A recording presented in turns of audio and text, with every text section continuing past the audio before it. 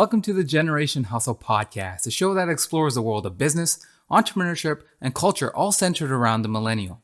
I'm your co-host Amin, alongside my buddy Sheriston. On today's episode, we focus in on the world of journalism and telecom. We always listen to stories journalists publish, but what really goes into a story, and what is it like being a woman in the industry today? With telecom, let's face it, all of us own a smartphone today. However, many of us don't understand how these wireless companies and networks actually operate. We explore the future of journalism and how millennials are impacting the way we consume content. And for telecom, we look into reasons why in some countries we pay a lot more on our cell phone bills than others, why it's so difficult for new providers to compete in the industry, and the conspiracy that is 5G. To help us answer all these questions, we are pleased to have Shruti Shekar on the show. She is currently a tech and telecom reporter for Yahoo Finance, and prior to that, she was a senior reporter at MobileSyrup, one of Canada's top news outlets for the telecom industry.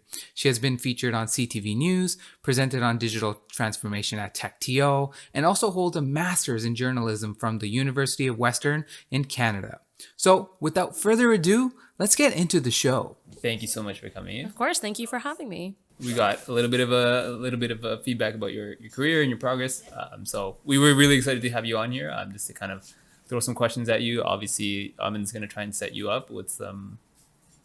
Not really. I'm trying to be as genuine and unbiased as possible. Honestly, I think this is a very unique situation that we're all in because of coronavirus, right? And having to record 2 meters. I don't know. Are we 2 meters? We're kind of 2 meters. We're close, like 6 feet, 6 kind of. Yeah. We're being safe. Yeah. We have sanitizer in the room, it's all good. It's okay. Just bathe in it. It's okay. Yeah. But on that note, like, how have you been holding on during lockdown and everything? It's been interesting because as a journalist, I'm a tech writer. I write for a living, so it's pretty easy to work from home because you can do your interviews at home and It's not that challenging. I've worked from home before, but I do go on TV a lot. I do radio hits. And so those can be challenging because, with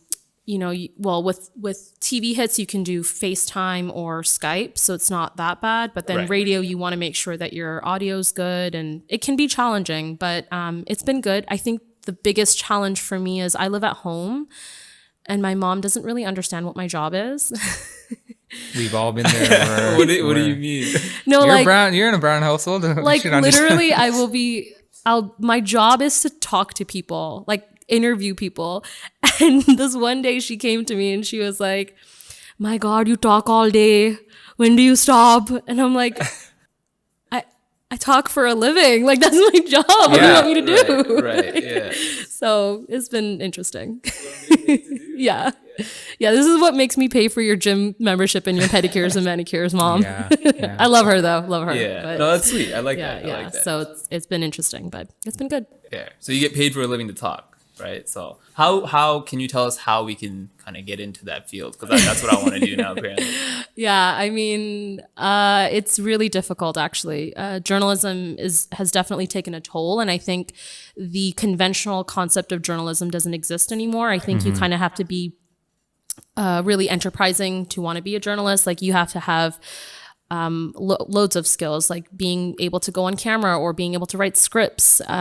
Jobs these days require you to do multiple things. It's not really you're just going to be sitting on a desk and be writing. That's what some people think that they're going to be doing if they want to be a writer, but that's not how it goes. And I don't think that that's a bad thing. I think that aside from the fact that journalists are dropping like flies, which is unfortunate, I think it's important for every industry to go through like a revamp type of situation and understand how to adapt to, what's going on in that time period, how to adapt with advertising, how to monetize work. Like, I think those questions are all trying to be answered right now, and I think it's a good thing. But it's also coming at a cost of a lot of reporters losing their jobs and local news going away, which is really important and stuff like that. Yeah. Right. Yeah. So how would you say it's changed? Like, since you got into where it is now, especially the current situation is completely different from what we expected. But in terms of from your entry into the field to now, like, can you tell us about any of the changes that you've noticed in that? Yeah, I mean, actually, my entry into the field was very not unconventional, but very unexpected. So I finished my master's in journalism at Western University, and then I didn't get a job, as most people probably don't get a job in their field right away. Yeah. What did I do? I was a marketing person for this real estate company, and it was like the worst job ever. And I gave myself a deadline, and I was like, I'm going to get into journalism within like a year, because if I don't, I'm going to be irrelevant, and it's going to be super difficult for me to get into the industry. So I kind of just applied everywhere, which is what most journalists do. Like they apply everywhere. They'll go to Yellowknife if they need to, or Really? yeah, like they'll go anywhere. Okay. But you get paid well up there.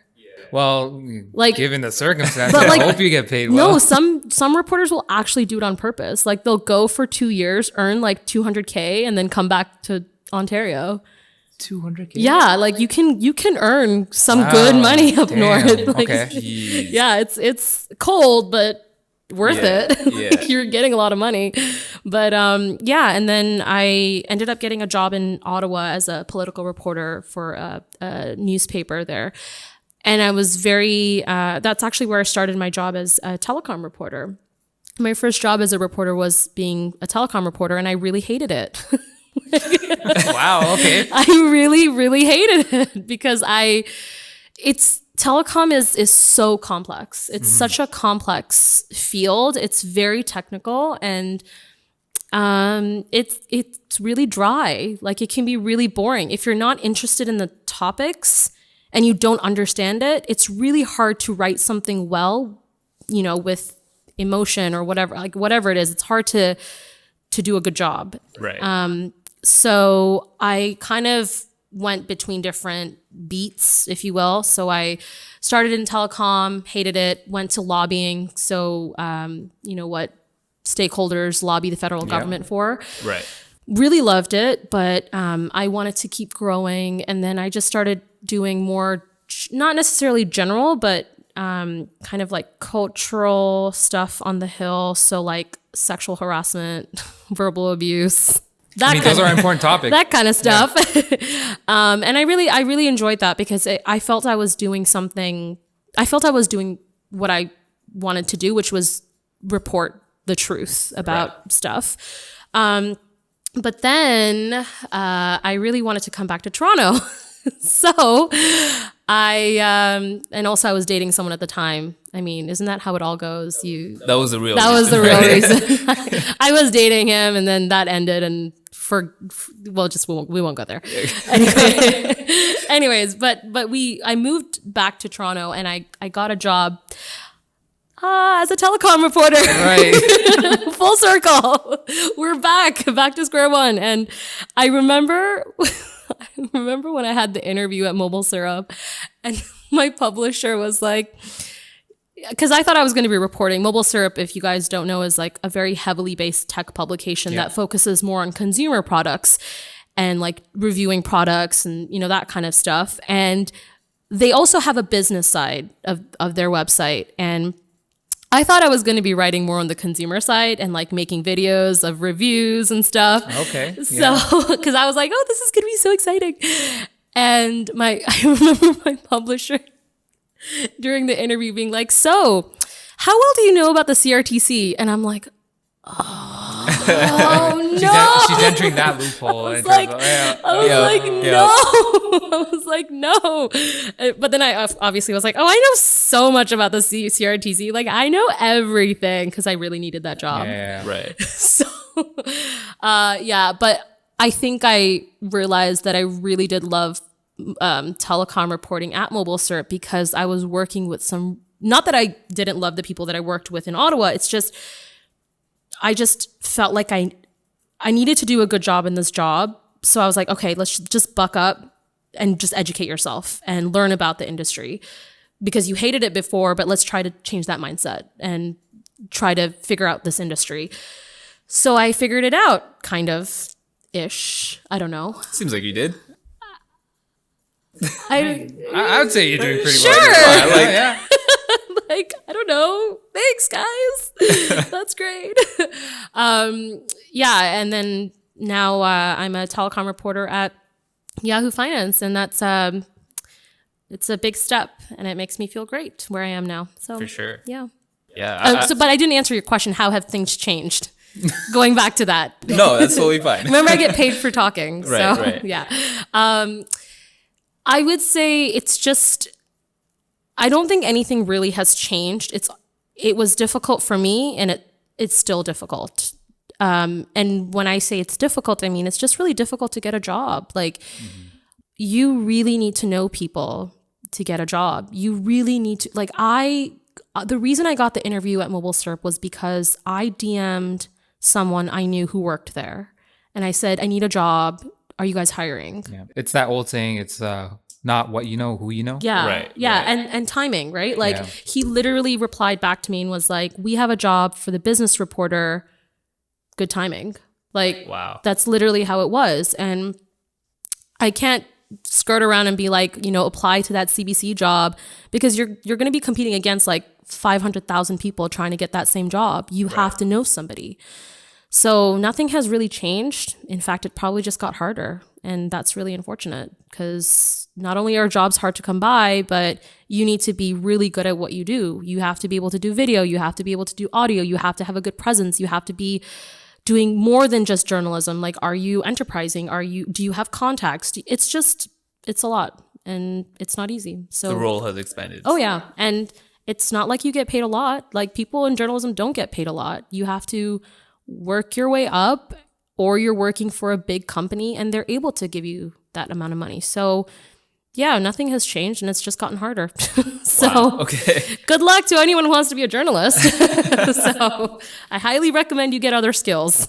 Just saying. Fair. Yeah. So you did bounce around into different areas of journalism, like you mentioned, in covering different topics. So I just wanted to touch on that, because that has like a wide breadth of knowledge that you had to go through and understand what interested you, and what certain areas or what kind of positions you were going to be put into, right? So before we kind of like get into the telecom industry specifically, I wanted to ask you, kind of just from your experiences through that, were there anything that stood out to you? Any wild stories?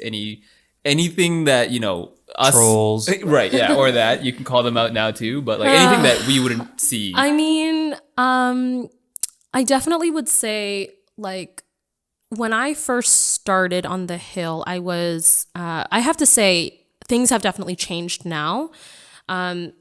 Attitudes have changed, behaviors have changed. There's a lot more respect in the industry, coming from the people that you talk to. And that also comes with like expertise, as well as seasonality in your career, right? Like, the longer you're in your career, the more respect you get from people around you, and because they know what you do and they don't want to cross you, I guess, or they don't want to offend you or anything. So when I first started in Ottawa, not only was I new, but I was one of a very limited group of people of color. And I was also a shiny, pretty thing. So you can only imagine what that was like, going to the Hill, talking to male politicians. Right. So one of the beats that I covered was I would cover parties a lot. I would go to a lot of events, which is really awesome, because I went to some really exclusive parties. I've met some incredible politicians, and I've made some great contacts, and I would never give that experience up for this story I'm going to tell. Several stories I'm going to tell you. But when I first started going to parties, because I was just such a fresh face, I would for sure say that I was not spoken to very respectfully. I was not treated respectfully. Like, I remember, I'm not going to name any politicians or anything, but I remember this one time I was at an event, and I was talking to this politician, and I was like, "Oh, I heard you speak in the House of Commons. I'm new to my publication. Like, this is great." And he was just staring at my chest the entire time. Yeah. Like, he was talking to my chest, like, not my face, my chest. Not even trying to. No. be sweet. He was talking to my chest. Right. And so when you're new, it's hard, because you don't want to be like, excuse me, hi. But I would now say that you should do that. Like if someone is going to talk to you like that, you stand up for yourself. And those kind of stories were like multiple. I remember going to parties and like politicians grabbing my ass, touching the small of my back, like just really inappropriate things that you're just like, what the heck? I remember I did an interview with another individual. I'm not going to name who it is, but he's very, very well known in this country. Very well known. It's not the prime minister. Don't worry. He got me excited. I promise it's not. But he's not even a politician. But he's a very well known person in this in Canada. You've seen him on TV, I'm sure. And I remember I had to do a story on this individual, and he was like, "Why don't we meet for dinner, and you can do the interview over dinner?" And I was like, "Sure," because like you get your best content when you're in front of somebody, and there's a lot of color that you get, and this was going to be a feature, and I wanted to ensure that I had the color, the sounds, the tastes. You know, if I was going to dinner, I want to describe the food that I'm eating, all of that stuff. And I remember this person drank quite a bit and then started asking me about my sex life. Okay, that's definitely not a way to have journalism conducted. Exactly. But so it was very uncomfortable, and I definitely didn't know what to do. So there was that. And then of course, like those are a lot of in-person stories. I mean, you guys were talking about trolling. I mean, I get trolled on the internet a lot. I still do to this day. I've always told people, don't read comments. Just don't. That's literally what I was just going to ask you. I was like, are you a comment reader? Don't read comments. No, you can't. Don't read comments. Don't reply to tweets. Don't engage. Just don't do it. Just don't. You're going to regret your life. Right. Don't. But yeah, I've had people questioning my work. I've had people putting my work down. I've actually had people do that consistently, like certain trolls consistently doing it. Every article that I've ever written, like just consistently putting me down. And it's really difficult sometimes because especially when you're a woman, covering a very nuanced beat that's very challenging, you get really discouraged to keep doing what you do. But it's in those moments, it's really important to have good like mentors, have good managing editors. Like my managing editors, I've always been blessed to have really good managing editors, and I'm very grateful for their support always. So it's really important to have those outlets where you can kind of talk and say, hey, this is happening to me and I don't know how to deal with it. Can you please help me? Right. And yeah, I don't know what else to say about that. Just don't read comments. Yeah, for sure. Don't. let the haters hate. Yeah, right? yeah. Someone actually told me because when I started Yahoo Finance, actually, maybe it was because I was working for a more mainstream publication. Yep. My trolls grew a lot more. And someone told me on Twitter DM, they were like, the only reason you're being trolled is because you're doing something right. Mm-hmm. Right. Like you're writing something of relevance and it's good. And people just want to put you down because they have nothing better to do in their life. Right. Unless you're inaccurate or unless your article is not accurate, that's the only time that you have to worry about these trolls. Like if a troll is telling you, oh, this number is not correct, and you check back and the number is not correct, that's the point where you're like, oh, okay, I should go back and check my facts. But if your trolls are just putting you down because they just feel like it, that's because you're doing something right. Right. So keep doing it. Like, right. Don't give up, you know? Like, yeah. So, yeah, it's been great. I mean, it sounds like you learned a lot through that process and kind of I have. Still learning through that process, I would say. I am. It's been really exhausting, but I always have to remember that I love what I do, and I'm doing this because I've always wanted to be a journalist. So why give up? Like, what's the point? Plus, I don't know if I mean, no, I could do other things that are good, but I love what I do. I don't want to do anything else. So, yeah. Yeah. Exactly. So now you're here after all these into Yahoo Finance, and you're starting with telecom, which you hated. Yeah. I love now. Has that okay, so that sentiment has changed pretty well now. Yeah. How long did that take? I would say maybe like, you know what really helped actually? The whole Huawei scandal. Oh, we'll get to that later on. We will. Okay. We will. Yeah, we do want to get to that. We do will. wanna get to But that. I was kind of thrown into this Huawei scandal because that's when I had started at MobileSyrup, and Meng Wanzhou had just gotten arrested in December, if I remember, and I had to write about this, and it was that thrill that I needed to just dive into something. And I had no idea of the relationship that Huawei had with Canada or any of that. So I had to do a lot of research really fast at a really quick pace. And then realizing that Huawei's partnered with TELUS and Bell, but not Rogers. And it's just like this whole web of stuff. And I was like, I have no idea any of this, but let's just go with it. Right. And it kind of just shot through from there. Like I just started getting excited about telecom. I was speaking to people. I was writing about things that I knew I was really not good at writing about, but I somehow started understanding.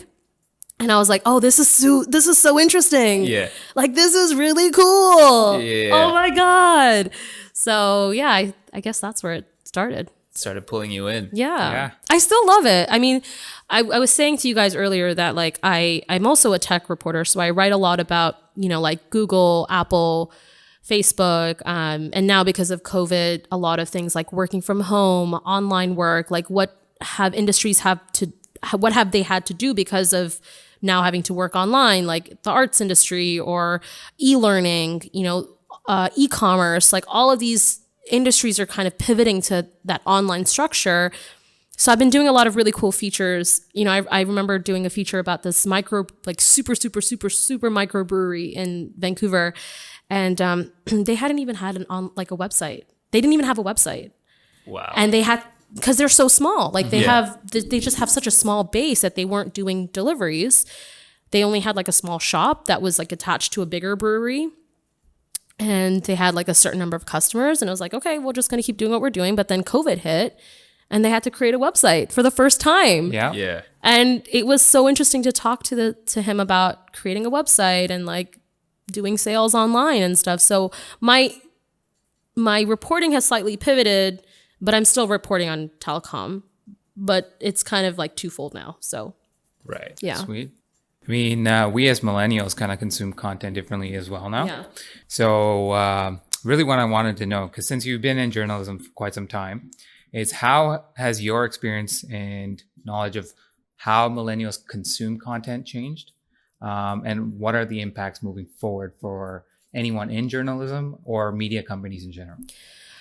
I think what has changed in terms of consuming content is, and I don't think this has really changed as much. I think this has always been a thing for many years, which is that people consume a lot of content. Yeah. And at rapid pace. And so that means you have to have articles that are very concise and very easy to understand and, written for people who can read content at that quick pace. Yeah. Where they're not really reading articles, they're just skimming articles, really. Like that's what they're doing. They're not reading articles, they're skimming articles. And so you want your most important information at the top and then all the other stuff in the middle and then the same stuff that you have at the top, probably at the bottom too, because people skim a lot. So what has changed? I mean, I don't think that has changed, but what I think has changed is just the type of things that are consumed. So it's not just written stuff. Like I think people are pivoting a lot more to, like video content or listening content, like podcasts, like what we're doing right now. Right. Yeah. Clearly. Super meta. So I think that's sort of what's changed in terms of like what type of content is being consumed. I've also noticed that a lot of people are consuming incredibly short content. Yeah. So, and also stuff kind of like, do you guys know what Quibi is? Yeah. Yeah. Okay. Yeah. It took me a while to understand what Quibi was. But the more I read about it, I don't have a subscription, but the more I read about it, the more interesting that concept sounds to me, because it's so quick and easy to consume, and it's like fast, but you're still getting content. So I think that's what a lot of people are pivoting to, just like really, really quick content, really informative, and then moving on to the next thing. Kind of like TikTok, like you have like a 60-second thing and then you go to the next thing. Yeah. Just swipe, swipe, swipe. It's just like really quick. So I think it's just grown in pace, basically. Yeah, and then to that point, the channels that are most popular with millennials right now are your typical Facebook, YouTube, and Instagram. And so all of them provide some availability of short snippets of content. And then I was just doing some research of my own. Like an average youth person spends about 4,400 minutes on their phone a week. Again, we're addicted to our phones. We all realize not that. surprising. And true. and the thing is, not one news app like application was in the top 25 as being most popular. So that would be your typical, like, I don't know, like WSJ, like whatever it may be. It's typically these other social media applications that happen to be the number one source for any millennial. And the first content that they consume in the morning is from one of the big three social networks. That's true. Right. And so just the evolution and evolving. And you've mentioned a good point about snippets of, you've seen a change where people want to consume video content. To that point, I've always been, I love Vice content. It's just me, and it's What did you say? Ice? Vice. Oh, Vice. Oh, I love Vice. Nice. I was like, what's ice content? No, I want to know Vice. what ice content is. I just feel like, given the fact that it's really character driven in terms of how they produce their content, and it's almost getting like both sides and deep topics, which I think millennials are really subject to and love that kind of stuff. How do you kind of see like other companies in the industry, like the traditional media outlets, trying to compete with these, I say, newer media outlets? Well, I'm going to contest you a little bit, because I don't think Vice, what Vice is doing is really great. They're a really interesting company in terms of the type of content that they put out, and the documentaries that they put out on YouTube. Like, they're really short, really easy to watch, and really interesting. I don't think Vice, and I don't mean this in a bad way, but I don't think Vice is your traditional news media outlet style. Like, yeah, they do news, but they're not your typical CTV, CBC global news. So I kind of see news in specific categories. Like, you have your main, like, super mainstream news. Actually, we can even go further back. You have your wires, which are basically like Canadian press. Yeah. Right. So you have your wires that will feed news to services like Global, CTV, CBC, Yahoo Finance, etc. Yeah. And then you have services that will take the news that comes out of CP and will maybe do something similar or do something further to that. So that's where your CTV, CBC, Global, Yahoo Finance comes into place. BNN, your business news, etc. And then you have content, and Vice does that as well. But then you have companies that go further. So you have Vice that will go even more in depth. Like, you don't really have, in CBC you have like the Fifth Estate, and you have other kind of sections where they do delve into certain topics, like even more. Like, you have, what was the one? Is it Q? Is that what it's called? I don't remember. Okay, anyways, whatever. I can't remember what it is right now, but it was a radio show, and they talked about specific topics. Anyways, whatever. Moving on, doesn't matter. But Okay. But what I'm saying is that they have specific outlets that talk about specific content. Yeah. But it's not the way Vice does it. I don't feel like it's still. I think when CBC will do it, it'll still be very traditional. Yeah. Whereas Vice will do something very much not traditional. I think what Vice does is more so play on the fact of the social media. Yeah. And they pick up content that is like more going to be consumed by our generation, I would say. And also, I think, like, to be fair, I know a lot of reporters that work for Vice, and the company hasn't always been a great company to work for until they got I don't know, are they unionized or are they, I think they're still trying to get unionized, or I don't remember. Don't quote me on this. I'm pretty sure they're unionized. But up until that point, like, they weren't treated very well. Like, reporters had to do a lot of dangerous things. Yeah, you know what I've always wondered? Like, what convinces a reporter to go to a war-torn country? Oh, I mean, I would go to a war-torn country. Really? Yeah. Like, totally. in a live scenario that's Totally, happening. absolutely, 100%. Like, I've always found that very interesting of how yeah. these individuals have, like, I guess, the balls to do it. Yeah. I definitely wouldn't. But And just going back to the Vice thing as well. I mean, I know a really close friend. Well, not super close, but like very close friend. Yeah. She's done multiple drugs to write her stories. wow. Like, she's gone to multiple. That's like, investigative journalism. Yeah, It's the best content, right? Oh, totally. I mean, I wouldn't do it, but like, you know, you put yourself in very precarious conditions, and Vice has not been really good about taking care of their reporters for a very long time. Now I think things are a little bit better, but I think the reason why they're so good at what they do is because they're able to push those boundaries, and their journalists are willing to do those things. And not that there's anything wrong with it, but I think that says something about the publication. But just going to the point that you were saying about, like, why would a person want to go to a war-torn place? You know, I did an interview with a reporter once. She wrote a book about the Rwandan genocide. And she had heavily covered the Rwanda genocide and had seen quite a bit. And she, you know, told me a lot of really, like, scary stories about being in Rwanda. You don't do this job because it's glamorous. Yeah. Like, that's not why you do this job. Like, you do this job because you love it so much. Any journalist you speak to today, I can bet you that they have always wanted to be a journalist, and they would do anything to do what they're doing. And it's just like a thing that you have in your gut. Like, you just feel the need to go to this place, and you do that reporting, and it feels good. When you finish it, you feel really good.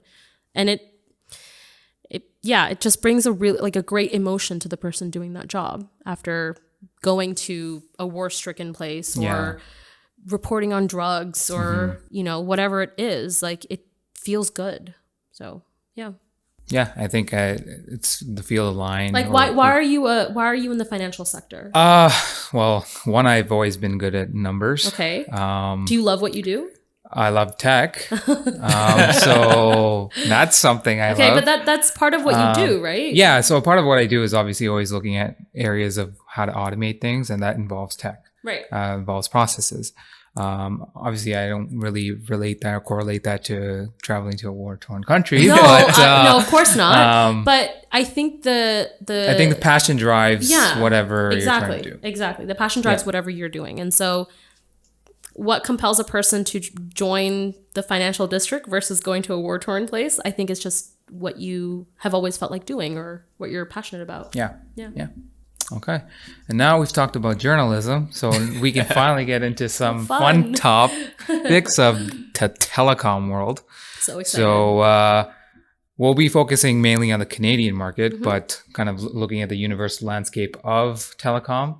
And one of the problems that we all face as Canadians is we pay some of the highest prices, I guess, in the world, right? So in the G7. Yeah, in the G7 for sure. I think we're the highest, I think. Yeah. One of the highest, I think. One of the highest. And so this is just some, like, I was just pulling this up last night. So I was comparing, like, flat rate fees across, like, different carriers. So one in the US, which is Sprint. Right. Unlimited data. And they're all the same phone. So I compared, like, the iPhone 11, just see if there's, you have to bump up to the next plan kind of thing. America doesn't, or Sprint at least, doesn't have that difference. So $35, unlimited data. Okay, so then I compared to a British carrier, O2, which is pretty large. And they have unlimited data. They also give you a subscription to Hulu and Disney Plus. Or one of the either, and it's $40, and these are all converted to US dollars, by the way. South Korea gives you 100 gigabytes of data I think it was South K is the carrier name, $45. But again, this is like light speed and probably on 5G, which we'll talk about later. And then I looked at Canada. One of our cheaper carriers in Canada is Freedom. And we all know that, right? Right. 10 gigabytes, right? 10 gigabytes and so-called unlimited plan, aka after 10 gigabytes, your data is shit. $40 US. And so I'm just gonna say, like, looking at this, I'm just like, why do we pay some of the highest prices in the world? What are the key factors? I know we have an oligopoly here, but is that the main reason that we pay some of the prices that we do? I get asked this question so much. We know it's not your fault, but Like so much. It's insane. I once did the federal government announced this whole plan to reduce cell phone prices by whatever 25% in 2 years recently. And I had to do CBC syndication. Do you guys know what CBC syndication is? No. Okay. It's when you go on the radio and you do 13 radio channels. Okay. So all like basically across the country. You start from the East Coast and go to the West Coast, and you do hits just for all of the radio shows, like all CBC radio shows. Okay. yeah. And you're basically, I had to answer that question. Why do we pay some of the highest prices 13 times? 13 times on 13 different radio shows? Wow. All right, so this is 14. It was exhausting. Yeah. Look, it's really simple and people will be like, this is ridiculous. But the fact of the matter is you cannot compare Canada to any of these countries. Mm-hmm. You just can't. It's so vastly different when you're comparing Canada to the US, when you're comparing Canada to the UK, to South Korea, because of various reasons. So the first is population, first of all. We have 37 million people. Yep. The US has 360 Yeah. million people. Right. That's a huge difference. That's comparing apples to oranges. Okay. So that's your first thing. Second thing is land mass. Canada is really unique in that we have so much land space, but people are only living in pockets. Yeah, they're concentrated. They're concentrated, right? So you have big cities like Toronto, Vancouver, Montreal, New Brunswick, these areas that are really, really Edmonton, really, really concentrated with people. And then you've got people who've kind of like gone into the rural areas, but they're not as many as you think there are. So to try and cover this country is really expensive network wise. And then that's what makes you be able to talk to people, right? Like having that network infrastructure, Yep. Right. those cable lines that you see when you're driving on the road, that's what's giving you connection to your phone to be able to talk to people. When you have people concentrated in certain areas, the carriers in the country are going to only focus in areas where there's lots of people. Yeah. That's how they're going to be able to serve those customers that service. Right. So so because of that, not only are you trying to cover pockets of the country, but that equipment, the materials required for those infrastructures are really expensive.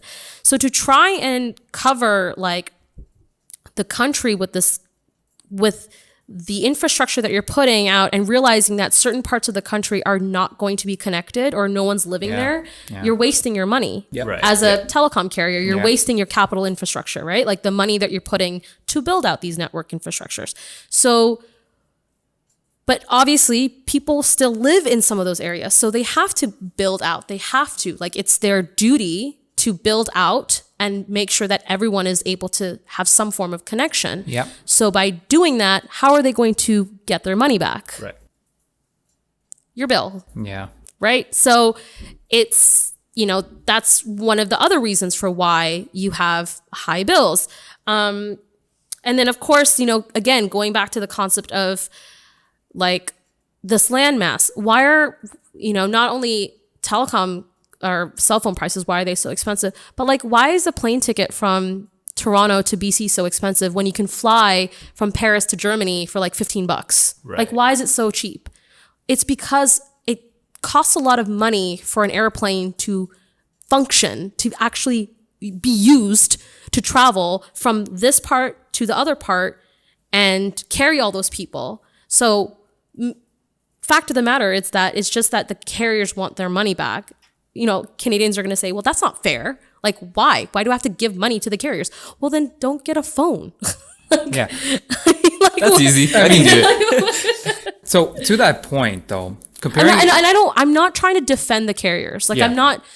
I'm not saying that to say like, oh, like the carriers are awesome, like whatever. They're definitely at fault. They definitely, have issues. But the fact of the matter is that we just have this very unique landmass and population structure that is causing this problem. Right. To that point, so in terms of competition, generally competition drives prices lower. We all know that as a fact, right? But I don't know if it's still law today, but the Canadian law prohibits any foreign-owned telecom company. It's still it's still in place. So we know that foreign companies can't come here. They can come. They can actually, like a rural internet service provider, ExploreNet, actually got bought out by a U.S. company. Okay. But the percent shareholder, or like the amount of how much the U.S. company owns the Canadian It's company, a minority stake. it's minority stake. So Okay. that's why they're able to still buy it, because of that. So foreign companies are able to come into the country. They just can't go beyond the minority. 50%. Yeah, basically. So, I mean, like profitability is always important. So the Canadian telecom companies in across the world. So this is a study done by Oxford University and a bunch of investment analysts. So some really financial geeks. And so they found that across like several different industries, the Canadian telecom companies on average had a profit margin of about 46%. And compared to like a general company, you would probably see like a net profit margin of like 10 or below usually. Compared to other telecom companies across the world, they were around 24%. So we're seeing a 20% increase in margin. Again, that might be different now just because this was a report from like 2016, but I'd still imagine some of that has existed. I know in other areas like Manitoba, they have, no, MTS got bought out by Bell, so that doesn't exist anymore. SaskTel, and then you have Videotron. Yeah, Videotron. Quebecor's Videotron, and then you have obviously Shaw's Freedom Mobile. I'm trying to think. Yeah, but many people don't realize Freedom Mobile, I think it was called Wind before. It was, Yeah. yes. Yeah, Wind is actually in the European region. I swear it is. I don't think so. No. I don't know. So- Unless I'm wrong, I've seen sponsorship on like soccer teams and stuff with haven't. Wind Mobile. don't know. So I might be wrong there. But Yeah. I mean, like, how do you, like, again, it's just like justifying the fact that in certain regions across Canada where there is more competition, we see lower prices. But in, say, Ontario, we only have 3 major carriers with their subsidiaries that they're calling off their own brands like Kudo, what's Fido, what else is there? Public Mobile. Mobile. Yeah, and those are your discount carriers, but they all run on the same Yeah. infrastructure network. Yeah. Yeah. And so I just find it funny sometimes. The Canadian market, as it is, again, the landscape, the land mass issue is huge. But if I compare it to Australia, like, Which is actually probably the best comparison to make. Right. yeah. Canada and Australia Yeah. is probably the best comparison to make. Australia still on average is about 40% cheaper per like a regular phone plan. So I still think there's a ways to go in terms of our pricing. Right. So, But, did you ask a question there? No. Okay. You're just talking about Yeah. competition. Yes. Okay. So yeah, I mean, you are right in that competition does drive lower prices. And that's actually a debate that's happening. It has been happening for a very long time, but more prominently probably in the past 2 years, maybe 2.5 years, ever since just maybe like a year, 6 months before the federal election that took place last year, which is fascinating for me because I have never in my telecom career, in my journalism career, ever did I think telecom would become an election issue. I never thought that would happen. Which is very fascinating because it's very clear that we do pay exorbitantly high for our cell phone prices. So look, here's the thing. Yes, competition does drive lower prices to an extent. And that's why we do have services like Videotron, SaskTel, you have Freedom Mobile, but it's kind of complicated. So what competition does is that it means there's more options for people, right? And so they're able to go to these other carriers like TechSavvy, Distributel, these smaller carriers, or not carriers, but these smaller service offering companies, and get lower and cheaper prices. The problem is that these smaller companies are not able to compete with the bigger companies because of the market share that the bigger companies hold in this country. In order for them to properly compete in this country, the argument is that the bigger companies should reduce their prices so that the smaller companies can meet those prices and offer proper competition. Because right now, the offering is that you either go to someone that's really expensive or someone that's not as expensive, and maybe they're again, and it goes back to the fact that when you're only allowed to offer a certain amount of price for a service, you might not necessarily get a lot of customers. Because you're not able to generate income to better your network, right? So it's kind of like a weird circle chain effect of things where it's like, well, the only way I can compete is if I can pay for operating expenses so that I can get it better. But I can't pay for operating expenses because I don't have enough subscribers. But I don't have enough subscribers because the big companies have taken over the market share. So you're in this loop of like, well, how can I generate competition when I can't even compete? Right? And so that is actually currently being debated right now in Canada on how can we introduce more competition? What can we do to introduce more competition? Should we be reducing the prices of the big three carriers so that we can foster that competition? So, obviously, like, that debate's happening. A ruling has not come out yet, whether or not MVNOs or mobile virtual network operators like, Distributel, TechSavvy, whether or not guys. They should be mandated. Because if they're mandated, it means that they'll have a chance. Right. The problem is that there's no real evidence that MVNOs actually creates competition. There's no real study or evidence. But then you can talk to the carriers, both sides, and they'll say, no, there isn't. And it's just like a whole debate and back and forth. And so that is a problem in Canada with competition. On the flip side, you also have the election promise that Trudeau made, which was to reduce cell phone prices by 25% over 2 years. Which would, again, if prices reduce, then competition can exist. Right? But, will prices really reduce? Right. And that's what I want to ask, right? Like, I don't want to single him out, but I'm going to say it's a liberal platform. Right. But there hasn't been much of an explanation as to how that's going to be possible. And obviously, maybe some of these examples that you laid out is the route to get to there to reduce that price. But do you know of how that is even feasible outside of...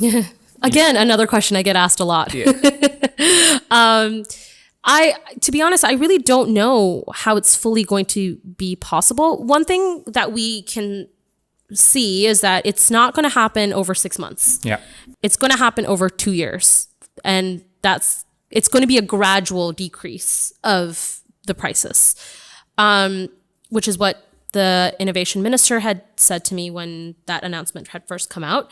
And then the way that they were going to measure that decrease is looking at the base price of costs for your flanker brands. So the brands that the majority of people in this country have, so your Fidos, your Kudo Mobile, any plan that's between 2 gigabytes to 6 gigabytes.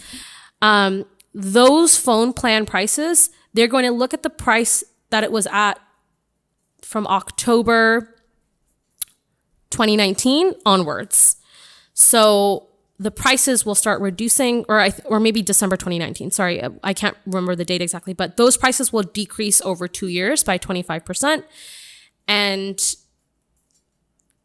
there's no real policy. Right. So the only way they're going to make it happen is, the government's just going to say, okay, well, we trust you. We trust that you're going to reduce it by 25%. I have a feeling like, coming from finance, there's ways of like, adding in like little fees and stuff here and there. Yeah. I don't know if that's possible, but I mean, I don't know, but one thing that the minister told me that they were going to do is like hold them publicly accountable. So having like a chart or something that comes out every quarter, like fiscal quarter or whatever, being like, this is our price now. Okay. This is how much we're charging you now. So Canadians can actually see that prices have reduced and they're held accountable that way. But it still isn't a policy that's put in place. And even if policy does get put in place, like it has to go through the CRTC, because the CRTC is who mandates. And so they are an independent body? Yes. Okay. Yeah. So I've been writing about the CRTC forever and I still don't know their entire acronym. Canadian Radio, television, communication. I don't know. Something. CRTC. Something. CRTC. Yeah. Canadian Radio, Television and Telecommunications. Yes. I never remember that full name, but so they're an independent body, and they will listen to what the government has to say, but they will not be ruled by the government. They have received quite a lot of pushback from the government. So if the CRTC makes a ruling on something that isn't favorable to competition or to Canadians or whatever it is, the government can push back and say, can you take a look at this again? Yeah. Because we don't think you did the right thing here. Like, just take a look at it again. And that's happened quite a few times. And there has been a lot of like weird tension between the government and the CRTC because of these prices, because of, just so many different things like misleading promotions and like all these tactics and stuff. And MVNOs, even the reason we're having this conversation about MVNOs right now is because the government pushed back on a ruling that the CRTC made saying that MVNOs should not be mandated. And the government said, hey, just take a look at that ruling again, because we don't think it's the right ruling. We don't think it's helping the country. So then the CRTC was like, okay, we'll take a look at this again. And then they're like, okay, we're going to have a hearing about whether or not we think MVNOs should be needed. Yeah. And so there's this weird relationship. So even if the government says, oh, the carriers have to reduce costs by 25%, they can't force them. They can't issue policy unless it's done through the CRTC.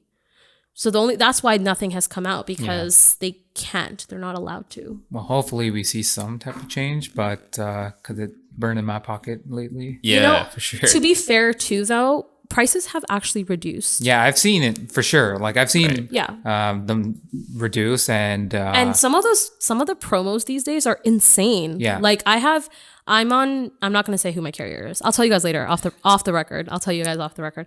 But my carrier, I basically pay like $75 for 20 gigs. Like, it's insane. It's not that bad. I mean, still compared to other countries, but I'm also like, I'm an exception because I'm like a heavy user. Data user. I'm not the average Canadian consumer of like a couple gigs a month. I'm not, but prices have decreased. Yeah. I do agree with that point. I do agree with that. 100%. And the carriers did announce unlimited data plans, which aren't really unlimited, but unlimited data plans for the very purpose of showcasing that they have reduced prices. Yeah. Like, that was the whole point of introducing them. So just for reference, my phone plan is the same price for half the amount of data. Okay. So is it unlimited? And then you get that shitty slow speed? Yeah. It's like super slow down speeds. Yeah. So I can't even use Instagram after carriers. it hits that. I gotta get your carrier after this. Switch carriers. Yeah. I'll hook you up. Yeah, you get. I really can. My dad does that all the time. He'll call his carrier and be like, "My daughter is a telecom reporter. Oh, shoot. She'll write about you. Reduce my price." And I'm like, "You can't do that. Yeah. Like, you don't." Like, that is so funny. Yo, don't do that. They can probably go like, "Hey, let's do a little reverse search, and we know exactly who this is." Oh my God. Yeah, Terrible. seriously. I mean, there's only like 5 telecom reporters in this country, so Yeah, let's narrow it down. it's really Yeah. not that hard. Hey, let's just look at the guy's last name, and then we'll know exactly who yeah, it is. and I think there's only one Indian one too. Okay. So like, it's not that hard. Like, I want to ask you a question about that, the bill reduction that we were talking about with liberals. So I want to talk about the flip side of that, right? Because you get a chance to talk to all these telecom providers and the players in the industry. What has been kind of their reaction when they hear politicians using that as a platform? they hate it. Right. Right? Like, a really good example was, is there. So this announcement came out in October. The policy decision, or not policy, but like the more details of how it's going to be done was announced in, It's okay. You don't need to be. I think, February or Right. March, like sometime this year. I remember in December, TELUS had come out with this stamp that they call the True North Affordability Stamp. And what that stamp basically meant was that specific plans fell under the 25% reduction that the government had wanted. Right. It's basically stating that these plans are affordable and they are liberal proofed, basically. So like, if you're looking for a plan that follows what the liberals want, has a 25, is like, we've reduced the price and you can see it clearly here. This is what we've done. We have no reason to reduce our, like, we don't need to be reducing our price plans anymore. So when they came out with that, your financial analysts like Scotiabank, RBC, BMO, all of these people, like telecom analysts, financial analysts, came out and they were like, yeah, this meets the 25% reduction rule. Like, it meets it. Because they did the math. Like, you can see if it's like for a family of 4 for a certain amount of gigabytes, you're spending this much amount of money. This is how much you spent before with the 25% that we've already done. You're spending this much per year. Like, you can see it on the website. So I thought that was really interesting on the carrier's part to do something preemptively before any information even came out about how the government was going to be doing the 25% reduction. Right. To be like, hey, look, we've already done it, so you can't really keep pushing us. And I think that was their way of saying that they're pissed and we're okay, cool, you want us to reduce it? Here, we've reduced it. You can see it. It's like, it's not yelling back, but it's basically being like, look, we're showing you what we've done. Here you go. What more do you want us to do? And I think the carriers, again, and I'm not defending them or anything, but I think the carriers were definitely they're going to be defensive. I mean, why wouldn't they? They want to be able to make money, right? Like, that's why they don't want to be pushed back by the government for reducing prices by 25%. They don't want to have to make more changes to their plans. Companies, and it's not just telecom companies, any company wants to keep doing what they're doing if they're going to be profitable. Right? They're not going to want pushback. They're going to want to be able to sell a service and be like, hey, we want to keep doing what we're doing. Stop telling us not to do this. Right. So I think the only way that they were able to push back is by showing that they've already reduced prices. Fair. So. That was almost like a check, right? To be like, hey, look, this is what we did. Yeah. So stop pushing us. I think it's still smart marketing, and Oh, it's smart. It's absolutely smart. It's so smart because they were the only carriers that did it. And they did it across the board with all of their like flanker brands, right? Like, they did it with all of them. And to be like, whichever brand you want to be a part of, you can find something that's affordable for you. That is genius marketing to me. If I was in their shoes, I'd be like, all right, good for you for doing that. Like, that's smart. I mean, yeah, it's just the evolution of how like the mobile industry has evolved over time. And to that point now, we're now going to talk about the infrastructure and the evolution of the world of 5G. It doesn't cause coronavirus, guys. Oh, well, we were going to talk about that, but doesn't. Well, right. I guess we can get started on that then. Why did all these conspiracies exist about 5G. I mean, amongst them was the COVID-19 stuff. And then people are saying the towers are up on fire whenever they see them putting it up. And this whole radiation stuff. So you want to talk about that? I just want to point out that I find that hilarious that people are burning down the towers and then turning around and be like, my phone plan is too expensive. It's like, how do you think they're going to pay for the things you're burning down? But yeah. Well, first to clarify, the Quebec police has not given a reasoning for why those tower fires happened. I remember calling the police to confirm whether or not it was because of 5G related issues. The reason why there was a lot of relation to 5G was because very similar burnings took place in the UK. Yep. And they were linked to conspiracy theories that the towers, the 5G, specific 5G towers were causing COVID-19 or coronavirus. So there's no relation there as of yet. Like, we don't know why the two individuals that are held in captive, or maybe they're on bail, I don't know exactly, but we don't know if what they did was because of 5G. But to answer the question of like why there's so much conspiracy around 5G, around radiation, etc. How do I answer this question? don't overthink it. I'm trying not to. It's really complicated because I don't agree with them. But with any kind of technology, you're always going to have people who are afraid of what that technology will do. Yep. And a lot of these people are, unfortunately, older people who don't really understand the concept of what this technology does or how it's beneficial or how it can grow our economy, etc. And so you have like, and we don't even have to talk about 5G because we don't even have all those towers not in Canada. Yeah. But we can talk about 4G because the same things happen with 4G, right? If you go to like some remote town, I don't know, in Quebec or somewhere where they don't have connection and the carrier is trying to build connection for you because you've been complaining that you don't have connection, and the carrier's like, okay, we got the approval to build this tower here, but then you have an old dude or a woman coming by and being like, no, this is going to cause radiation, blah, blah, blah, blah, blah. Then the tower doesn't get built and then you don't have connection and then you complain. So it's like a whole circle. It's a circle of issues. But I think that's where it stems from, where you have a lot of older people who are just not educated enough or don't have enough knowledge on what, and the truth is that telecom is so interesting because it's in the air. Like, you can't physically see it.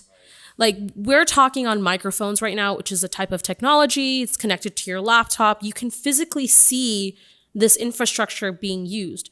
But when you're using your phone, like, you don't see how it's being connected to someone else. Yeah, a lot of people don't know the back end of how their cell phone network actually works. Yeah, and a lot of it is like invisible waves.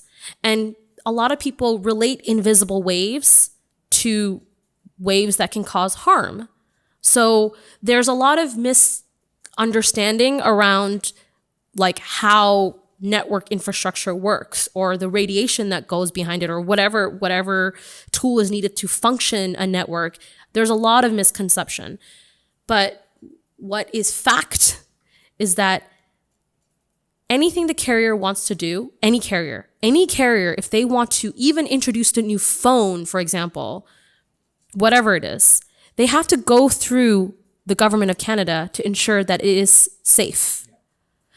And Health Canada has rules in place of like how much spectrum, or like the levels of radiation. It's not radiation, it's wrong. I don't know the word, but you know what I mean. Like, Health Canada will determine whether something is safe and not safe. And if something is unsafe, they will put a recall. Like, for example, I think it was the Samsung phones that were catching fire. Right. Yep. They put a recall notice on their website. That's good. Let's hope it doesn't catch on fire. I'm not an iPhone guy. Sorry.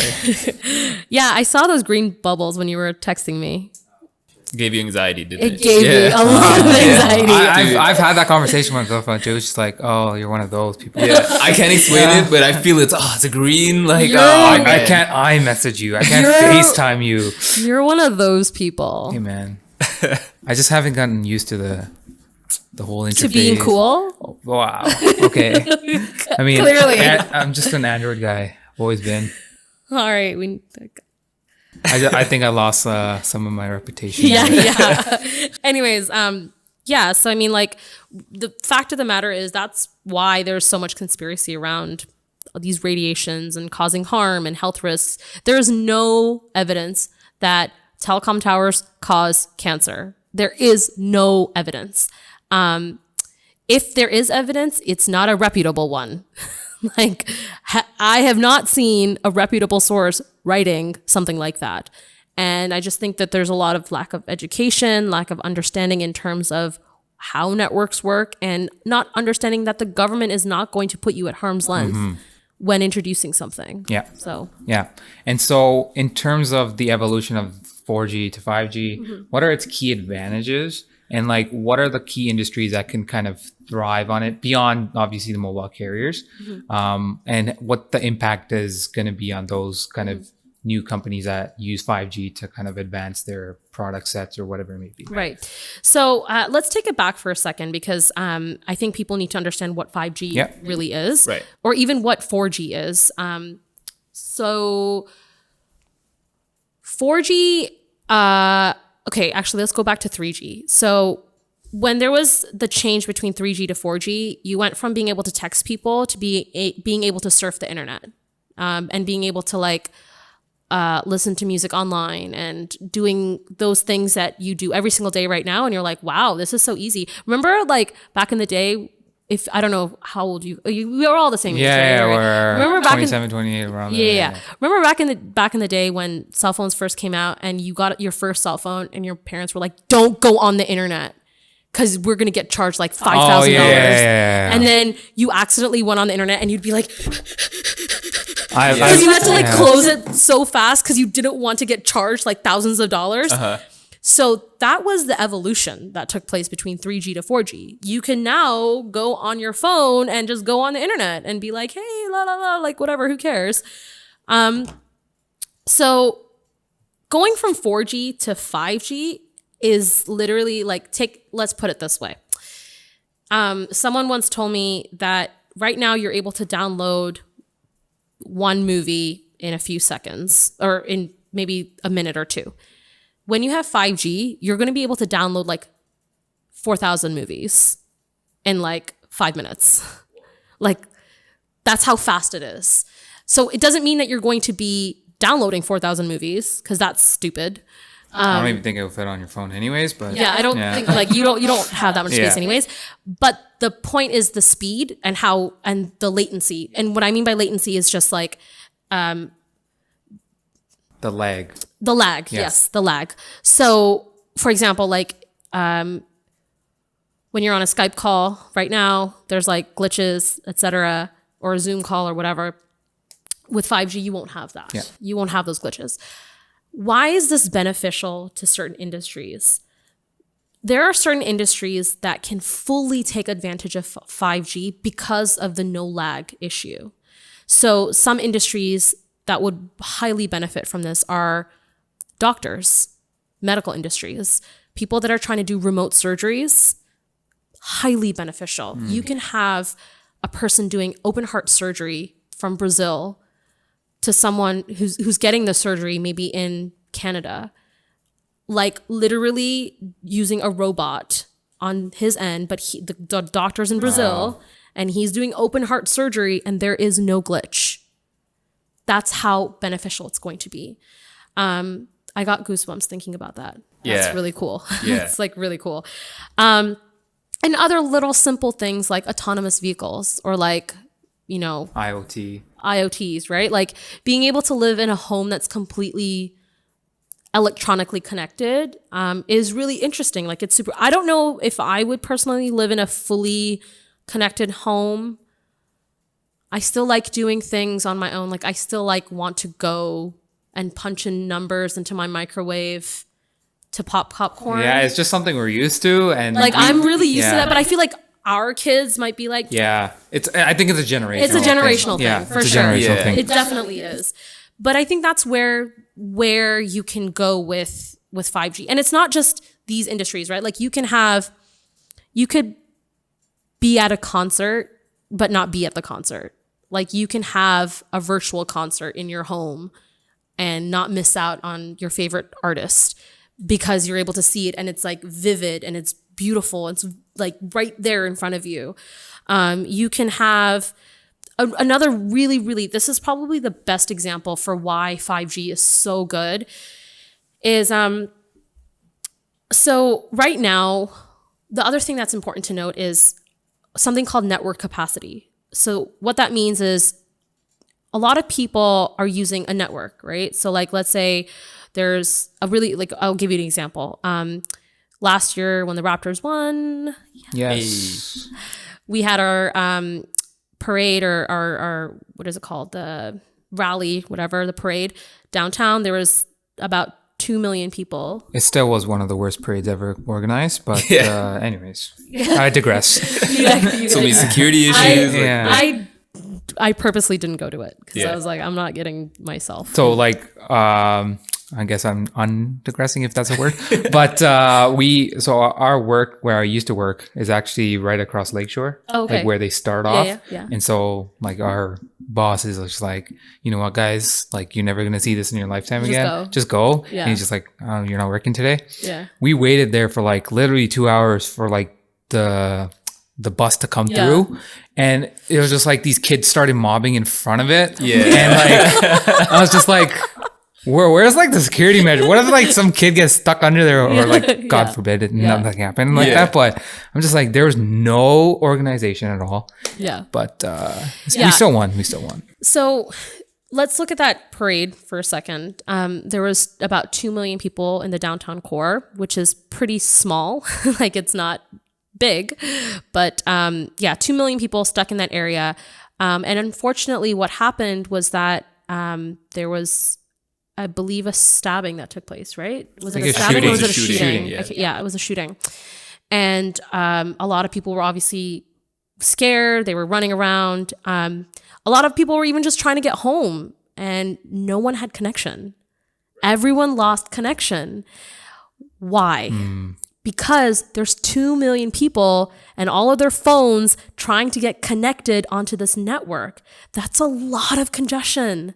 That's so much. That's like putting so much pressure onto the network that the network is just going to be like, just going to bust. It's like trying to put like, I don't know, like 20 birds on a, you know how you see like birds on a wire when you're driving? It's like putting like, that wire can hold on to like 20 birds, but then like 500 birds come and sit on that. What's going to happen to that wire? It's going to burst. It's Right. going to cut. That's literally what happened last year. And you didn't have connection for a few hours. Yeah. And that's scary. You know, you're not able to connect to your family. My coworker was actually, I remember that day, some of my coworkers had actually gone into work. So I was working from home, but some of them had actually gone in. And one of them was like, my publisher was like, you guys just go home early because it's gonna be a shit show. Yeah. So they went early, but like the subways are all messed up and there was no connection. And we were like, oh my God, like we didn't know if one of our coworkers was safe, you know, whatever. Finally, I was able to get through to her and it like all was fine. But like, that's what happens when you don't have that capacity. Right. 5G is going to change that game. It will help, you know, in the event of these situations Yeah. where there's like large groups of people, it will actually like lessen that stress on the network and more people are able to go on that network and there's not going to be connection issues. So that's another reason for why 5G will be very beneficial. Another really good example is agriculture. The agriculture industry will benefit so much because of 5G. Right now I went to a winery last year, and it was preparing itself for 5G basically. So wineries right now are super interesting because it's like this really huge mass amount of land, and it takes a really long time to go through that entire plot of land, going through each and every vine to make sure that there's no bugs, to make sure that there's nothing going on. With 5G, you can start using drones to actually be able to monitor your farms and detect through UV or whatever rays and technology to actually determine whether or not there's parts of your area that needs more watering, or parts of your area that has an infestation, or parts of your area that needs to be plucked right away. But the problem with that is drones actually can work with 4G right now. They're great, but there's a lag. Right. So if the drone sees a tree, it's going to just bump into the tree. It's not going to know that there's a tree. Yeah. Right. But with 5G, because there's a lag, it already knows the drone will be like, oh, there's something in front of me. I'm going to just move. Yeah. I'm going to be able to move, and it'll be able to move and then still be able to do its job and function properly. Right. You can have wine tours hosted by a sommelier that's living in California, but you're in Ontario. So the sommelier would be talking to you through like a what do they call a hologram, and he'll be in California and he'll be talking about the wine you're drinking right now and trying, but he's in California and you're in Ontario, which is like, that's sick. Yeah. That's really, really cool. Yeah. So that's another case scenario of how 5G can really be helpful to an industry. For sure. Yeah. And I think a lot of developing nations, especially like touching on agriculture, tends to be in a lot of developing nations who can use that capability. That's their main source of like their income, GDP as a country. Yeah. So that I see as a huge beneficial component. Exactly. So like even when we look at that though, like I try and compare it back to Canada, right? Mm-hmm. So there are a lot of Asian countries, especially. I'm looking at some examples here. China, South Korea have already established 5G and are up and running and kind of in a good position to show examples to us. Mm-hmm. So like what are the things that are hindering us from reaching that, right? Like when you look at Canada and the US, we're lagging way behind in implementing that infrastructure and those technologies. And then we look at these countries who we look at as developing nations, but are already integrated so well with this, right? So where is that disconnect? And I think Canada is a great country, and I'm so blessed to be here. But I think Canada is very risk averse, and they generally would prefer to let other countries do something first, mess up, and learn from their mistakes. Right. And that's kind of what has happened with 5G, right? We're definitely a lot behind. We're actually really behind compared to other countries, which is really, really unfortunate because 5G can generate a lot of jobs in IoT and software development and tech industries. Like it's just insane how many jobs that 5G can I actually have some stats from my good old friends of Oxford again. Hey. So they're predicting by 2035, which is still far as reach out, whatever, $13.2 trillion of GDP growth, 22.3 million new jobs created. And specifically, if you're looking at the developing countries, $2.1 trillion in their GDP growth. So it's obviously, again, with the times and the evolution of how we use networks and our entire livelihoods around like using network and internet and all that stuff, it has a huge beneficial impact. Yeah, it's massive, and we're definitely far behind, but there's a lot of reasons for why we're far behind. But just going back to, why Canada isn't there is I think one of the biggest things is that we are very risk averse and we're very cautious in terms of, are we cautious in where we're spending our dollars? Like we spend our dollars a lot. Yeah. So we're still in debt. Our budget deficit's not looking that good. It's not looking that great these days. After COVID. Let's not. Well, we can thank our kids for paying those taxes, right? But yeah, I think that's one of the reasons. It doesn't discard the fact that Canada isn't a leader in technology. We are a leader in technology. Some of the best engineers in the world come from Canada, which is really incredible to see. But because we don't have some of those facilities placed in Canada, a lot of them tend to go to other countries like the US, even Asia or other countries where those jobs are available. But I think that we're getting there. It's just taking some time. I don't want to jump the gun because I feel like you guys have questions more, but there are other reasons for why we don't have 5G. We're currently trying to debate the issue of Huawei, which is something, we're going to talk about that. And then also we don't have, because of the Huawei issue, we don't have spectrum, or actually that they're kind of unrelated, but there's also the concept of spectrum, which is, to put it in layman's terms, all those like invisible waves that you see to function phones, to function technology, they have different levels. And you need specific levels to function 5G. And we don't have those levels.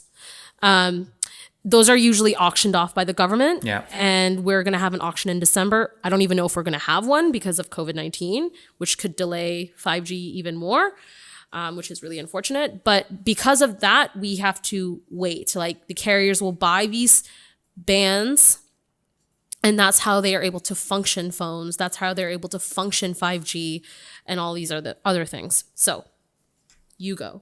Yeah. So network infrastructure companies, the most I think well-known company that builds out these infrastructures is Huawei.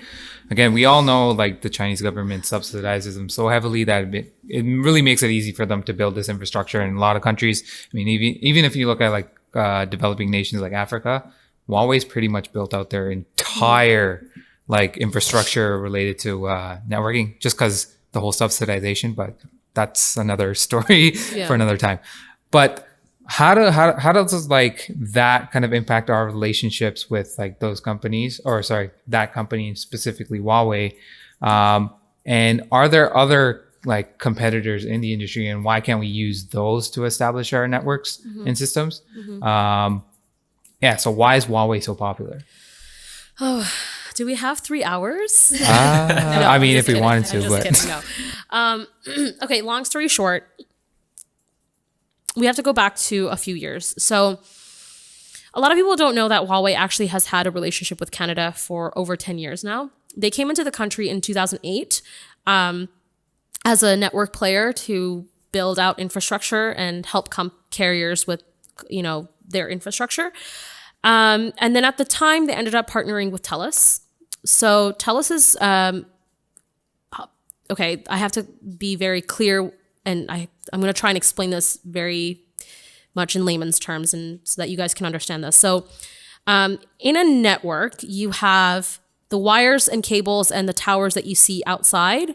And then you have, and this is just me trying to explain this to you, but it's not like this at all. It's a lot bigger. But so you have the cables and the towers and stuff that you see on the roads, and then you have your core infrastructure, which is where the most sensitive information of a person's accounts and their data and all that information exists.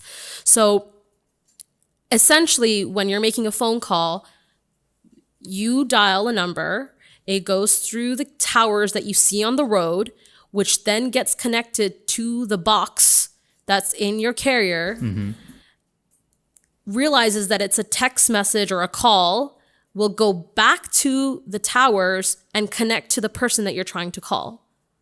Yeah, that's complex. Yeah. Okay. So let me try and explain that again. Yeah, Okay. we take that all for granted, right? So let me try and explain that again. And this is important to understand because this is where the Huawei debate comes in place, right? Okay. So you know how you see the towers when you're driving? Yeah. Okay. So when you're making a phone call, the first thing that happens is it goes through those towers, those cables. It's traveling to your carrier. So let's say my carrier is Rogers. It's traveling to Rogers through those wires to a box that resides in Rogers, in their home, wherever their home is, okay? That box determines whether or not you're making a phone call, a text message, whatever it is. So once it lands into that box, it'll be like, oh, Shruti's making a phone call to Aman. So it will pull up Aman's information, which is in that box, and all that information, come back out to the towers that you see and will connect to Aman. Oh. Okay? Yeah. So the reason why that box is important is because that is where all of your information exists. Everything, all of your details. The way to get into your phone is in that box. If you want to hack your phone, it's in that box. It's not in the cables, it's in the box. The box has all of your information. Why is this important? Okay. So in the US, okay, Huawei is a Chinese company. Yep. The US has alleged that Huawei uses special measures to hack that box and provide that information back to the Chinese government. They're saying that if you use Huawei's equipment in that box, you will be compromised. Alleges. It hasn't been proven in court or anything. Because of that, there's a whole debate in Canada on whether or not Huawei should exist, because it could compromise people's information. Now, here's the most important part. Who uses Huawei in Canada? Which carrier? So TELUS. TELUS has 100% of its towers are Huawei. 100% of its towers. All of the towers that TELUS owns are Huawei. Its box, where all your core information exists, is not Huawei. Okay. That box has other companies like Ericsson, Nokia, etc., Cisco, right? Like there's a bunch of companies. Right. Bell, similarly. Their towers, 75% of their towers are owned by Huawei, or like are Huawei infrastructure. But in the core box, no Huawei. Rogers has no Huawei equipment. They have some equipment, but very little. minimal. Yep. Why is this important? Sorry, I can't help you with that on Apple Watch. Sorry. iPhones Sorry. or Apple Watch. Why is that important? Because when 5G comes, everything's going to be a lot more vulnerable. Like your information is going to be easily accessible. It'll be just a lot more easy to hack. Yeah. And if Huawei gets used, they're saying that Huawei will hack your system. So it gets really complicated. It's a huge mess. But because of that, Canada hasn't determined whether or not Huawei should participate in 5G. And we're still debating that because TELUS has Huawei infrastructure. And if they want to participate in 5G, how are they going to participate? Yeah, they have to kind of Get rid of everything. And that'd be really expensive. Yeah. So because of that, there's this huge debate, and that's also set us back with 5G. Right. Unfortunately. And would you say Huawei is one of the leaders in building this kind of infrastructure out? I mean, they are one of the leaders. They're also pretty affordable for carriers. There are other companies too, like Ericsson, Nokia, Cisco. They have 5G equipment, but it's really expensive, and carriers might not necessarily want to spend that much money when they can go for Huawei, which is a lot cheaper. And their equipment is fantastic. I mean, I've been to China and I saw their equipment. I went to their campus. It was insane. Like, it was insane to see some of the things that they're doing. They think 10 years ahead in building out their infrastructure. So if you're thinking about 2020, they're already in 2030 in their testing and what they're doing. So it's fascinating, but also people question whether or not they're using backdoors or not. Yeah. So, yeah. That is riveting. I was like, I hope that was like not too, I don't know. I think that was a lot, but I tried to explain it as much as I could because I think this is the reason that a lot of people don't understand Huawei. Because when people see Huawei, they just see posters on buses, they see the phones, they hear the things that they hear from the US, but they don't necessarily know exactly what the issue is. right. And obviously that's now become a political issue because their chief financial officer was arrested in Vancouver and is now going to be extradited is in court to learn if she's going to be extradited or not to the US. It's become a political thing. Right. Right? And if she gets extradited to the US, It could compromise Canada's relationship with China. If she doesn't get extradited, it could complicate Canada's relationship with the US. It's like a trifecta of complications. Yeah. Right? Yeah. So how do you do it? We're going to find out next week though. Yeah. Because her hearing is happening on. I want to get to that. Can we take a 10-second break? Sure. Is everything okay? Yeah. Okay. I think it's Oh, sure. that's fine. We still have the camera on you, so it's fine. No, that one's dead. Oh, it's dead now too? Okay. heard that go out and I was like, shit. Okay. We're good. And you know that one was only recording 15 minutes at a time. Yeah, that's what That's why I was running back and forth to check because there's no timer on it. So I'm like checking my time and running, and I'm just like.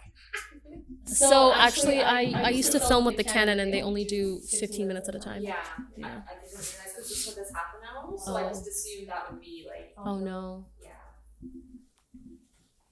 I hope I'm not boring you guys. No, this is actually pretty cool. Super cool. Like. Sick. I can talk about Huawei forever. All right.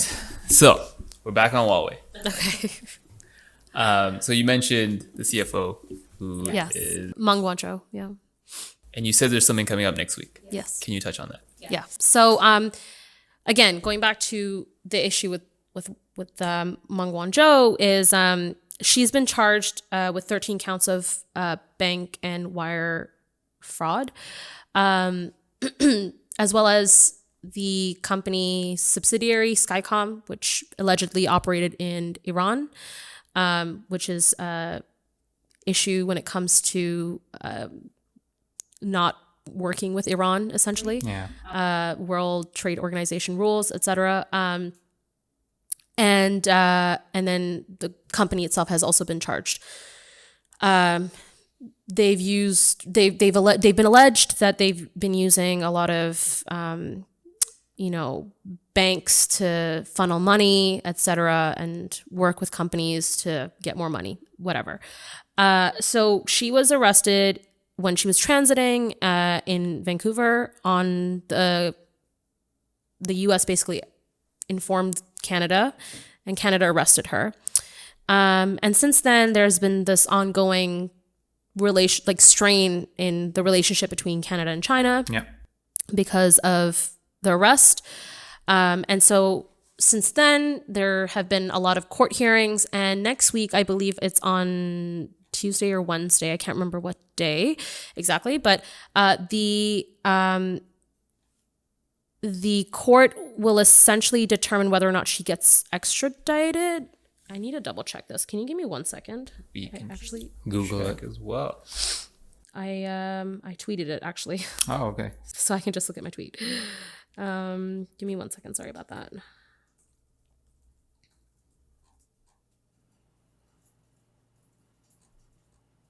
I am looking at your tweets. Here you go. I found it.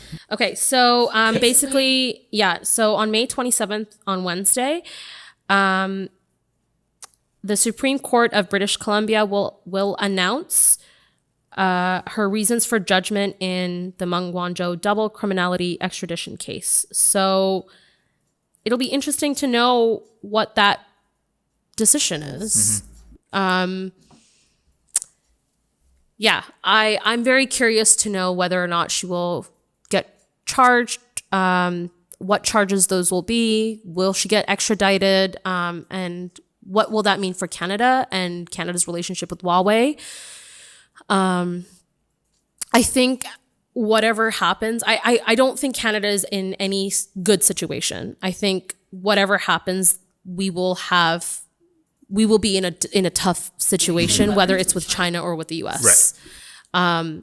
So we will find that out. And then once that happens, it's very likely that Canada will make its decision on Huawei and whether or not it will be able to function in 5G. But I actually wanted to bring up a point that you had mentioned earlier, which is that Huawei has built an incredible ecosystem across the world. Yeah. In China, in China, obviously, but in a lot of underdeveloped nations like Africa, a lot of Asian countries as well, and in Europe as well. So it's actually quite interesting because I've asked Huawei multiple times in the course of my career, well, what will happen if you get banned from 5G? And they don't care. Do you think it's because they have enough of the Chinese market share that it's good enough? They don't care. Yeah. Like the amount of money that they make in Canada is not even comparable to how much money they make elsewhere in the world, and with how much money they make elsewhere in the world. If they lost Canada, it would mean nothing. It would be like a little dent. And I think any country that loses Canada on a trading partnership really doesn't give a shit. For a lot of things, yeah. I mean, it's unfortunate Yeah. because that's one of the things that Canada wants to be more profitable in, right? And having more foreign investments and stuff, right? And that's how we can grow our image. But really, realistically speaking, like it's not going to do any harm to their business. Like they're going to be fine, like absolutely. And on top of that, they will still be able to function in 4G in Canada because they exist in 4G and 3G networks across the other carriers. And they're actually now pivoting a lot of their efforts to rural and remote areas because their network is so good or their infrastructure is so good, as that they say, that they're working with companies to build out network infrastructure in rural areas so that rural Canadians can have access to internet or phones or whatever it is. So even if they don't succeed in 5G, they're doing fine. Yeah. Right. They're totally going to be okay. So yeah, it's going to be interesting to see what happens with this entire debate. I don't know. It's been long drawn out. 2 years of reporting on it. I'm really exhausted. If you had to take a guess, would you say that, where do you see that going? Do you think we're going to eventually accept Huawei and just let them create our I infrastructure? personally feel we're just going to follow whatever the US does. Yeah. Because we're like their puppets almost, I feel. Typically what happens, Yeah. right? Like everything. I mean, I honestly, I really don't know. I had a feeling that I have a feeling that it's not going to get banned and it will be allowed to function, but with provisions, which is what happened when it first entered into this country as a network provider or network infrastructure provider. The rule was that it couldn't be in the box in the core. So any carrier can use Huawei so long as it's not in the core box of a carrier's network infrastructure. And they did fine with TELUS, they did fine with Bell, and they're able to function. So I don't see why a similar situation couldn't be done with 5G. That couldn't exist, yeah. I think with 5G, like again, going back to the vulnerabilities and how it's easier to hack, and it's just like your information's a lot more easier to access. I think that's why people are afraid of Huawei coming in. But yeah, we'll have to see. I don't know. We're waiting for next week. Yeah, exactly. See how Well, next week we'll determine what will happen with Meng Wanzhou, but we don't know if what the Right. economic impacts. And we don't know what that Yeah. would mean, right? So yeah, but I've talked to financial analysts about it, and carriers are not dumb.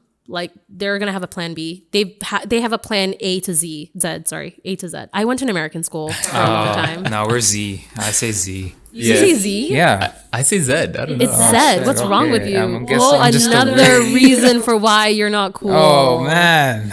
No, with the Android and then the Android and now Z, eh? Yeah. Seriously. I still say A after. Yeah, you do. But yeah, I mean, carriers, they're gonna have a plan A to Z. Like for sure, they're not stupid. They're spending their money. They're not dumb. They know that if something happens with Huawei, they're gonna have a plan A, B, C, D, E, F, G, whatever it is. And financial economic analysts have told me like it's not gonna impact them in any way. Yeah. Like they're gonna be fine. Right. So yeah, we'll see what happens. As long as China's pumping in dollars, nothing's gonna really happen. But that goes into a very long pipeline of things and political issues we probably can't touch on during this podcast. For sure. But I think that was a lot of good information. You had me on the edge of my seat, especially with Huawei. I think that's been a hot topic. Goodness. All over. I think I talked your ears off about Huawei. I apologize. No, I love it. I've been looking into it so much too. I feel bad for you guys to edit this, but you'll survive. It's okay. No, it's fine. We'll edit that out, by the way. I'm joking. Okay, so one of the things that we do with all of our guests, it's a lightning round. Oh no.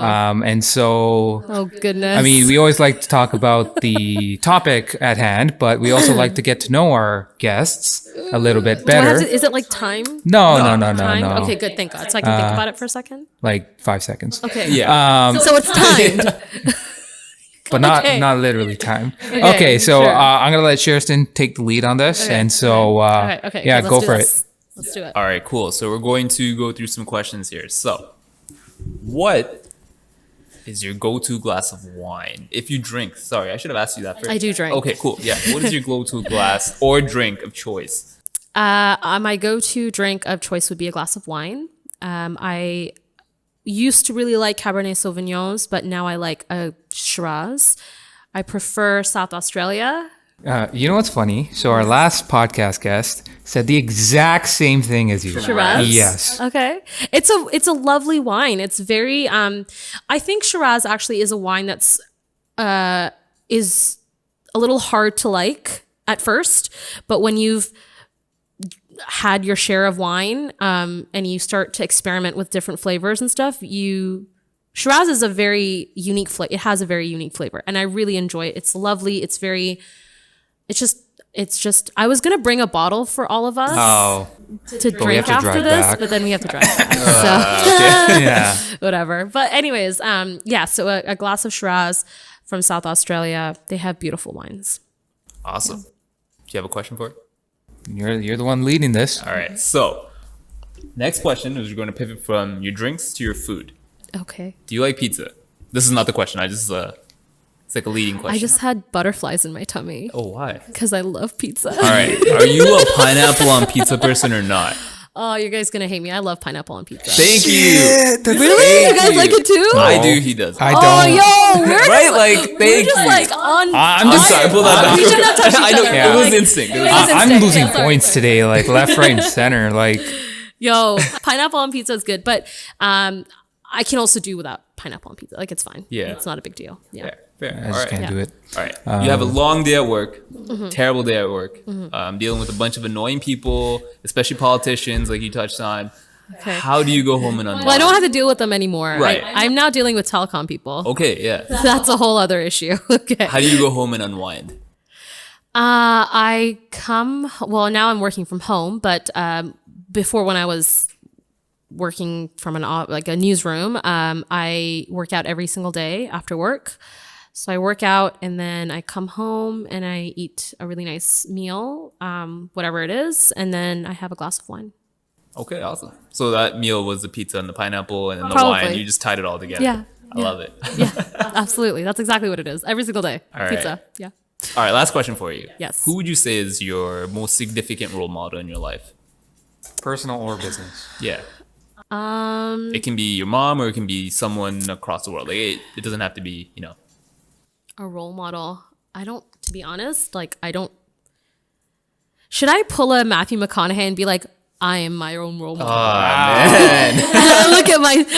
My role model is 10 years ahead of Yeah. me asking, anyways. You can't whatever, steal no. that speech. That was legendary. I'm not gonna steal the speech. No, it's really hard to say who my role model is because it's grown and changed over the years. Like when I was younger, wanting to become a journalist, like my role models were reporters that were on TV and people who I admired. And I still look up to those reporters.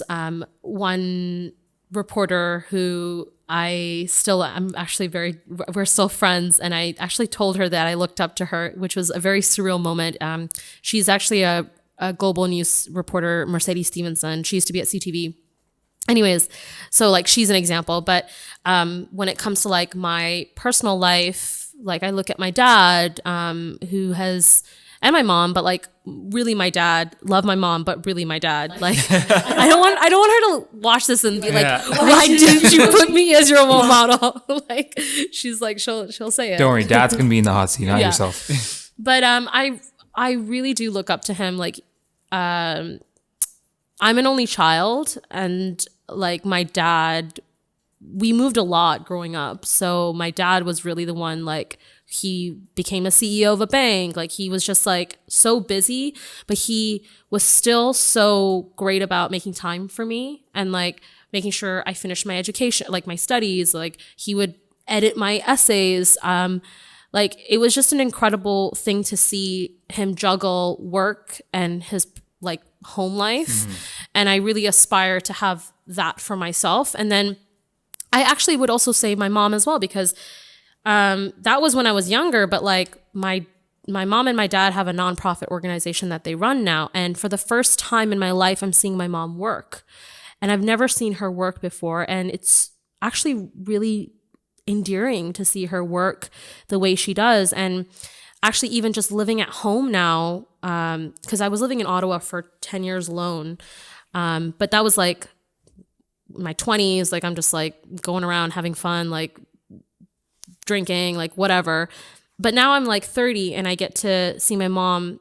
I get to see her take care of our home.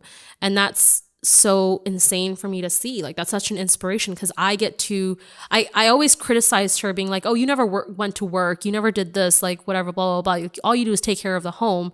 But taking care of a home is no joke. Yeah. Like it is no joke. And I look at myself and I'm like, I'm going to have to do that one day. Like I'm going to have to give up everything I care about myself for someone else and take care of a home. Like that's insane. So like she's a role model. I have people who are like I have some friends who are my role models. Like I look at them and in terms of like financial stability, you know, I was never really great about managing my money up until like this year. Touch wood. Please let that keep going well. It's all of us right now. But like, you know, I never really learned how to save money. I didn't really understand what that meant. And like, I look at some of my friends and I'm learning from them. Like they're my role model. Like how are they investing in better quality clothes and not just fast fashion? Or how are they investing money in stocks, or like understanding what those things mean and being able to have honest conversations with them about money, because we are so afraid to talk about money and like how much money you make, or how are you putting that money away? Like those things are really important to me. And so yeah, my friends are also my role models. So I have a lot of role models. I love it. Yeah. I love it. I feel like we talked about a lot of negative things like conspiracies and Huawei and all this stuff. And this was a very nice way to kind of End it tile off, that yeah. off Great. and end on a good note. So thank you for that answer, even though it wasn't a rapid fire answer. I know. I apologize. That everything else was fine. Yeah. Everything else was cool. It's all good. We appreciate you so much. Yeah, exactly. We appreciate the time you made today. Thank you. And, Yeah. it was genuinely one of the coolest conversations I've had. Yeah. Really? Yeah, no. I definitely love mean, it. my reputation points took a hit, I but mean- I think I might have to change Are you up. a Raptors fan though? Yes. Okay, thank God. Yeah. I We're have still a- champs for the record. Yeah, I've a couple of hats at home to prove the point. That was gonna be a problem if you had said some other. But I'm not a Maple Leafs fan, if you guys need to know about that. Maple Leafs suck, and they'll continue to suck. Hot takes. Hot takes. We'll talk to sports reporters someday soon, and then maybe you can connect us with them. I can. Yeah, and then we'll talk all about how the Leafs are never going to win Stanley Cup. But Oh my gosh! that'll be on another podcast for I love another it. time. I love it. Wow. right. Okay. Thank you so much. All right. Thank you for having me. I appreciate it.